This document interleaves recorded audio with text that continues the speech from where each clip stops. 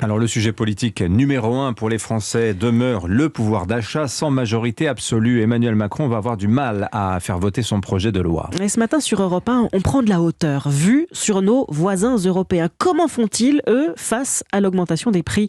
En Belgique, la solution est toute trouvée. Grâce à un mécanisme d'indexation automatique, les salaires s'ajustent naturellement sur l'inflation.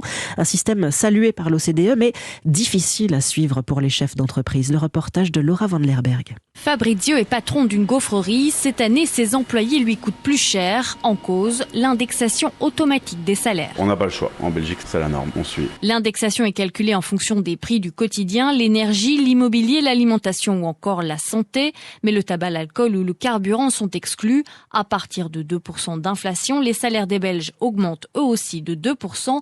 Un coût important pour les chefs d'entreprise. C'est un peu compliqué dans le sens où on est obligé de rogner sur nos marges. On est obligé d'y mettre de notre poche pour pouvoir être compétitif. D'autant que les dépenses s'ajoutent. Le prix du matif de blé a doublé entre l'année passée et cette année. Les huiles ont explosé et nous, au bout du compte, on doit supporter ces hausses de prix. Pour 9 entrepreneurs sur 10, le système actuel est intenable. C'est ce qui ressort d'une enquête de l'association des indépendants flamands.